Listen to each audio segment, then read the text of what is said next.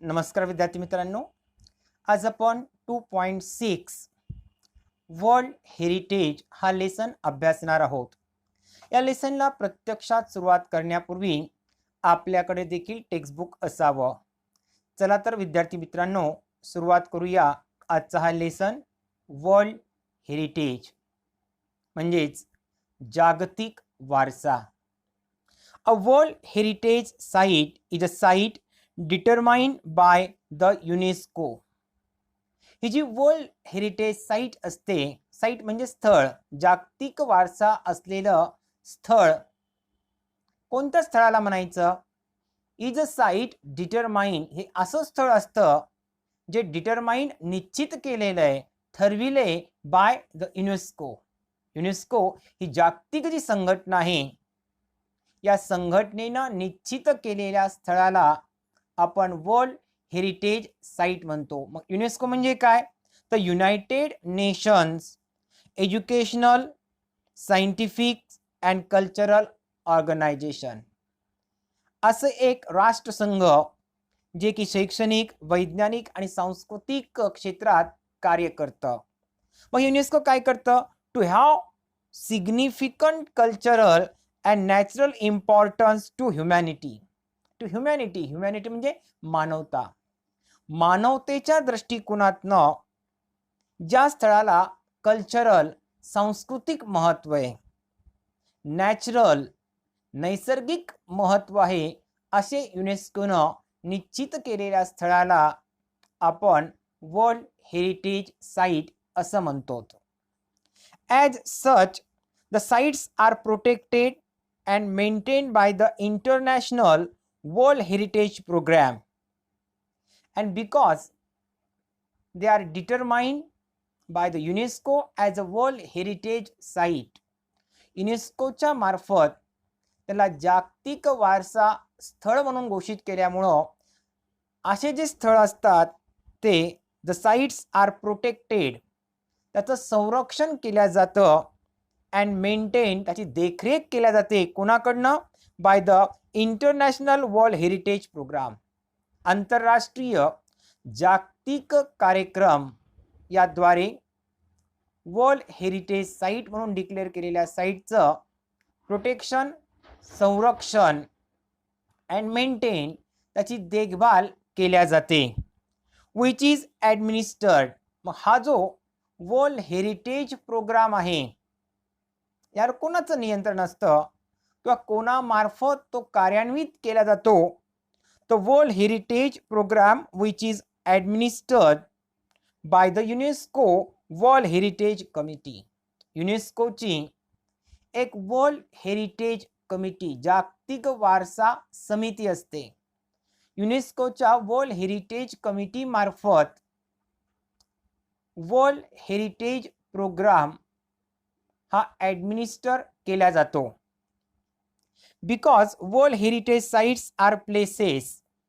हे जे world heritage sites, जागतिक वारसा स्थळं असतात, ह्या अशा जागा, असे स्थळं असतात, are places that are significant culturally and naturally. हे स्थळं सांस्कृतिकदृष्ट्या म्हणजे कल्चरली आणि नैसर्गिकदृष्ट्या म्हणजे नॅचरली महत्त्वाचे असतात. They vary in type and include forests, lakes, mountains, buildings and cities. हे जे जागतिक स्थळं किंवा जागतिक वारसा स्थळं आपण ज्याला म्हणतो, दे व्हॅरी, ते भिन्न भिन्न असू शकतात, असतात. दे इन्क्लूड, हेरिटेज साइट्स इन्क्लूड म्हणजे समाविष्ट असणं. ह्या जागतिक वारसा स्थळामध्ये कोणकोणत्या स्थळांचा समावेश असतो? फॉरेस्ट्स, अरण्य असतात, लेक्स, सरोवरे असतात, मॉन्युमेंट्स, स्मारके असतात, बिल्डिंग्स, इमारती असतात, अँड सिटीज. एवढंच काय, तर काही शहरं देखील हे जागतिक वारसा स्थळामध्ये असू शकतात. World heritage sites can also be a combination. जागतिक वारसा स्थळं जे असतात ते कॉम्बिनेशन, संमिश्रण देखील असू शकतं ऑफ बोथ. बोथ म्हणजे दोन्ही, कल्चरल अँड नॅचरल एरियाज, सांस्कृतिकदृष्ट्या महत्त्व किंवा नैसर्गिकदृष्ट्या महत्त्व म्हणजे सांस्कृतिक आणि नैसर्गिक घटक यांचं संमिश्रण देखील ते असू शकतं. For example, mount Hengshan in China is a site with significance to human culture. चायनामध्ये एक पर्वत आहे, माउंटेन म्हणजे पर्वत, काय नाव याचं? Mount Hengshan. हा जो माउंट हंगशन पर्वत आहे, actually it is a geographical or natural site. भौगोलिकदृष्ट्या किंवा नैसर्गिकदृष्ट्या महत्त्व असलेलं हे वारसा स्थळ. पण mount Hengshan in China is a site with significance to human culture.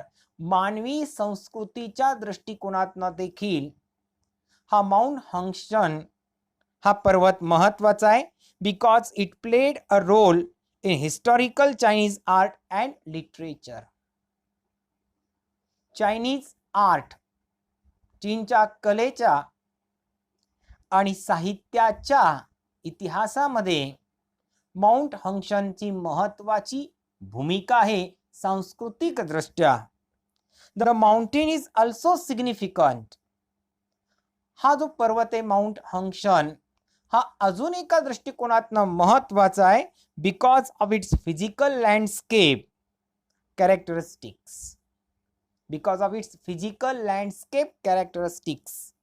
याचं जे स्थल सौंदर्य, ह्या पर्वताचं जे सौंदर्य आहे, हे जे सौंदर्याची गुणवैशिष्ट्ये आहेत, या दृष्टिकोनातून देखील माउंट हंगशन याचं एक वेगळं महत्त्व आहे. History of world heritage site, जागतिक वारसा स्थळांचा इतिहास. म्हणजे जागतिक वारसा स्थळ निश्चित करण्याचं केव्हापासून सुरुवात झाली, असं काय घडलं की वर्ल्ड हेरिटेज साईट्स देखील असाव्यात, त्याचं संरक्षण केल्या जावं, हा विचार पुढे आला. Although the idea of protecting cultural and natural heritage sites around the world began in the early 20th century. It began in early 20th century.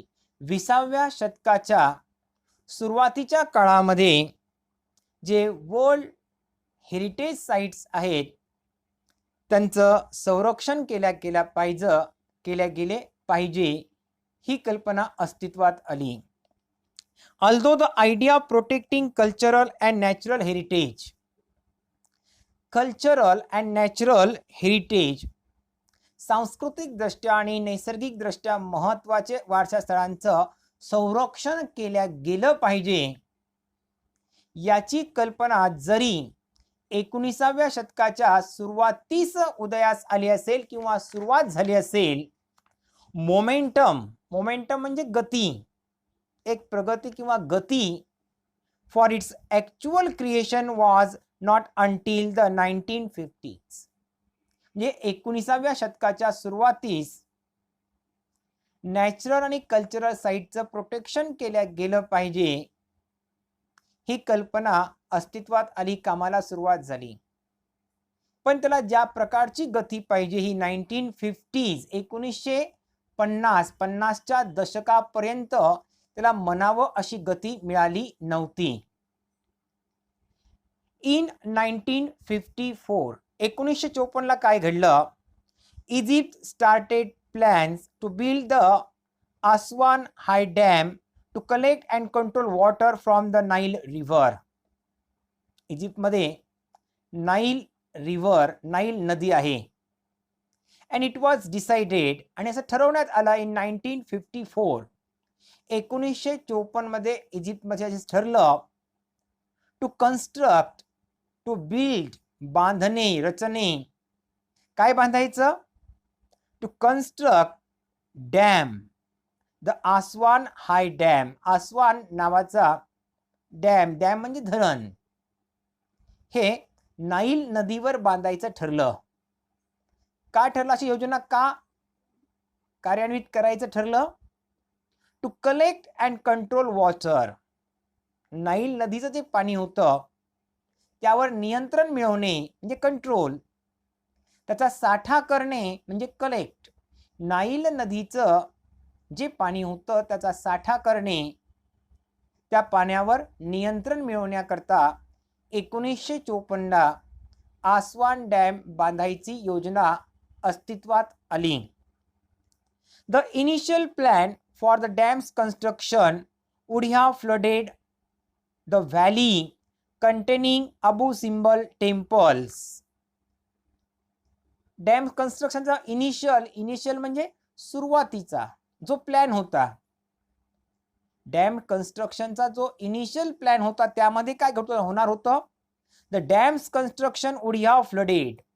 जर सुरुवातीच्या प्लॅन प्रमाणे जर तो डॅम बांधला गेला असता तो वुड हॅव फ्लडेड, कदाचित त्या डॅमच्या पाण्यामध्ये काय घडलं असतं, flooded the valley containing the Abu Simbel temples.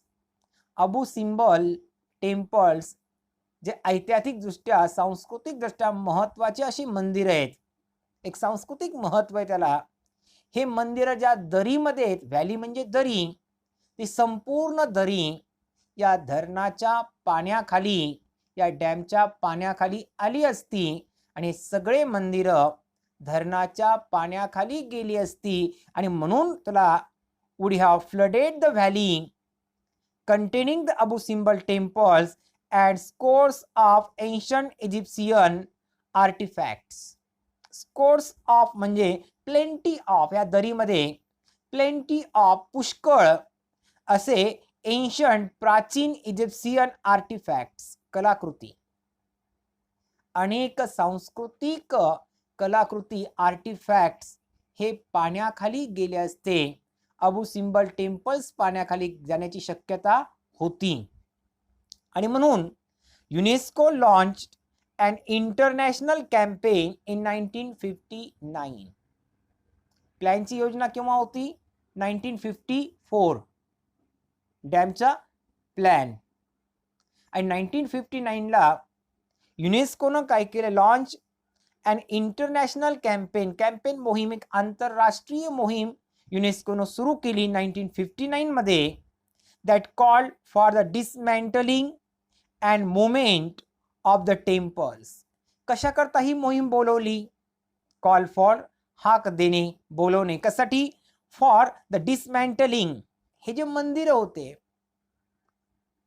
हे जे आर्टिफॅक्ट्स होते, याला डिसमॅन्टल करायचं, त्याचे वेगवेगळे भाग करायचे, सुटे भाग करायचे, and movement of the temples to higher grounds. आणि हे दरीमध्ये असलेले टेम्पल्स जे होते, अबू सिम्बल टेम्पल्स, त्याला उंच टेकड्यावरती, माउंटेनच्या वरती नेऊन परत एकदा त्याला असेंबल करायचं, असा तो प्लॅन होता. त्यासाठी ही चळवळ सुरुवात झाली. द प्रोजेक्ट कॉस्ट या dismantle and assemble the Abu Simbel temples from the valley to the top of the mountain. हा जो प्रोजेक्ट होता त्याचा एक अंदाजित खर्च किती होता त्या काळामध्ये, 1959 मध्ये.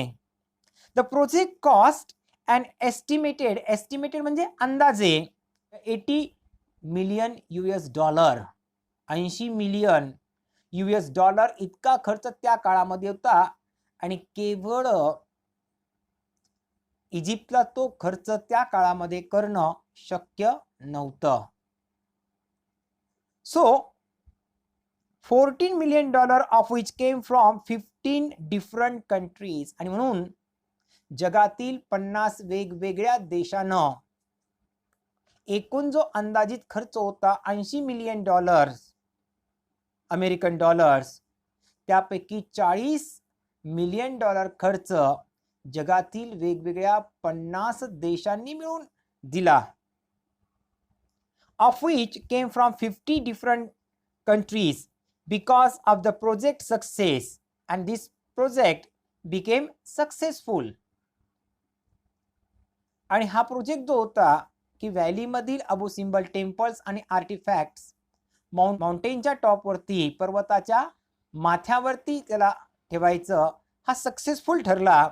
UNESCO and the International Council of Monuments and Sites, युनेस्कोनं आणि इंटरनॅशनल काउन्सिल एक आंतरराष्ट्रीय परिषद होती मॉन्युमेंट्स अँड साइट्स असे जे ऐतिहासिक स्मारके आहेत आणि स्थळं आहेत यावर काम करणारी जी इंटरनॅशनल काउन्सिल होती, इनिशिएटेड पुढाकार घेणे म्हणजे युनेस्को वेगळं आणि international council for monuments and sites त्या काळात ह्या दोन भिन्न वेगवेगळ्या संघटना होत्या. ह्या दोघींना एकत्र येऊन कुठला पुढाकार घेतला? अ ड्राफ्ट कन्व्हेन्शन, एक मसुदा, ड्राफ्ट म्हणजे मसुदा तयार करायचं ठरवलं to create an international organization. मग अशी एक आंतरराष्ट्रीय संघटना तयार करायची, रिस्पॉन्सिबल, ती जबाबदार असेल. कशाला जबाबदार असेल? For protecting cultural heritage. For protecting cultural heritage, सांस्कृतिक वारसा असलेले जगातले स्थळ यांचं संरक्षण करण्याकरता एक आंतरराष्ट्रीय समिती किंवा संघटना अस्तित्वात यावी याचा ड्राफ्ट युनेस्कोनं आणि international council on monuments and site यांनी निश्चित केला. शॉर्टली देअर आफ्टर इन 1965 लगेच 1965 मध्ये a White House conference in the United States अमेरिकेमध्ये व्हाईट हाऊसमध्ये एक परिषद घेण्यात आली 1965 मध्ये. Called for world heritage trust. त्यांनी वर्ल्ड हेरिटेज ट्रस्ट जागतिक वारसा विश्वस्त संस्थेची स्थापना केली. and what was the aim of this institution? To protect historical cultural sites, ऐतिहासिक सांस्कृतिक अशा ज्या साइट्स आहेत त्याचं संरक्षण करणे, but to also protect the world significant natural and scenic sites. केवळ ऐतिहासिक आणि सांस्कृतिक दृष्ट्या महत्त्वाचे असलेले स्थळच नव्हे तर प्रोटेक्ट द वर्ल्ड सिग्निफिकंट, जगाच्या दृष्टिकोनातनं नैसर्गिक महत्त्व असलेले जे सिनिक साइट्स आहेत त्यांचं पण संरक्षण करायचं या परिषदेमध्ये ठरलं. फायनली इन 1968 मध्ये the international union for conservation, international union आंतरराष्ट्रीय संघटन कशासाठी? फॉर कन्झर्वेशन, संवर्धन संरक्षण ऑफ नेचर डेव्हलप्ड. एक international union for conservation of nature, निसर्गाच्या संवर्धनासाठी एक आंतरराष्ट्रीय संघटन 1968 अस्तित्वात आलं. And presented developed similar goals. याही संघटना त्याच पद्धतीचे काही उद्दिष्ट निश्चित केले, गोल्स म्हणजे उद्दिष्ट, and presented them at the United nations conference. आणि युनायटेड नेशन्स कॉन्फरन्स समोर त्यांनी आपला प्रस्ताव मांडला. On human environment in Stockholm, Sweden in 1972. 1972 Sweden देशातल्या स्टॉकहोल्म इथं ह्युमन एन्व्हायरमेंट परिषद भरली आणि या परिषदेमध्ये international union for conservation of nature या संस्थेनं आपला प्रस्ताव उद्दिष्टांसह मांडला. The convention following the presentation of the goals. हे जे उद्दिष्ट मानले होते, हे जे सादरीकरण केलं होतं ते मान्य करत the convention concerning of protection of the world cultural and natural heritage was adopted by UNESCO. युनेस्कोनं हा मसुदा मान्य केला. कुठल्या संदर्भातला मसुदा? The convention concerning the protection of the world cultural and natural heritage. Protection, संरक्षण of world natural and cultural heritage, जागतिक सांस्कृतिक आणि नैसर्गिक वारसा स्थळांचं संरक्षण केलं पाहिजे. हा मसुदा स्वीकार करण्यात आला by UNESCO UNESCO general conference on November 16, 1972, 16 November 1972च्या युनेस्कोच्या जनरल कॉन्फरन्समध्ये हा प्रस्ताव मान्य करण्यात आला. द वर्ल्ड हेरिटेज कमिटी, जागतिक वारसा समिती. Today the world heritage committee is the main group responsible for establishing which sites will be listed as a UNESCO World Heritage Sites. जागतिक वारसा स्थळांमध्ये कोणत्या स्थळांचा समावेश व्हावा हे कोण निश्चित करतं? तर यासाठी टुडे आज द वर्ल्ड हेरिटेज कमिटी एक जागतिक वारसा समिती आहे. इज द मेन ग्रुप, या समितीचा जो समूह आहे दॅट इज रिस्पॉन्सिबल, त्यांची ही जबाबदारी आहे फॉर इस्टॅब्लिशिंग, निश्चित करणे, which sites will be listed as UNESCO world heritage site. युनेस्कोच्या जागतिक वार्षिक स्थळांच्या यादीमध्ये कोणत्या स्थळांचं नाव समाविष्ट करायचंय याची जबाबदारी, जिम्मेदारी ही वर्ल्ड हेरिटेज कमिटीकडे आहे. The committee meets once a year. ही समिती, वर्ल्ड हेरिटेज कमिटी, जागतिक वारसा समिती वर्षातनं एकदा भेटते. And consist of representatives from 21 state parties. जगातील 21 राज्य किंवा देशातील सदस्यांची वर्ल्ड हेरिटेज कमिटी बनलेली आहे. That are elected for 6 year terms. आणि हे जे 21 सभासद असतात यांची निवड केल्या जाते 6 वर्षांकरिता by the world heritage centre general assembly. World heritage सेंटरची जनरल असेंब्ली असते, सर्वसाधारण सभा. या सर्वसाधारण सभेमध्ये हे 21 वेगवेगळ्या देशातील 21 सदस्यांची नेमणूक 6 वर्षाकरता केल्या जाते. The state parties are then responsible for identifying and nominating new sites. म्हणजे 21 स्टेट पार्टीज आहेत, त्यांची ही जबाबदारी कसली? फॉर आयडेंटिफाईंग शोध घेणे, अँड नॉमिनेटिंग नाम निर्देशित करणे, नामांकन देणे, new sites within their territory. म्हणजे त्यांच्या टेरिटरी, भूप्रदेश, प्रांताच्या आत ज्या कल्चरल किंवा नॅचरल साइट्स आहेत त्याला वर्ल्ड हेरिटेज साइट्सच्या यादीमध्ये नाव द्यायचं किंवा नाही, अशा नॅचरल आणि कल्चरल साइट्सचा शोध घेणे, त्याला आयडेंटिफाय करणे आणि वर्ल्ड हेरिटेज करता नॉमिनेट करणे, नाम निर्देशित करण्याची जबाबदारी या स्टेट पार्टीजकडे असते. To be considered for inclusion on the world heritage list. तर विद्यार्थी मित्रांनो, हा होता या लेसनचा पहिला भाग. आपण पुढील माहिती पुढील भागात पाहूया. तोपर्यंत नमस्कार.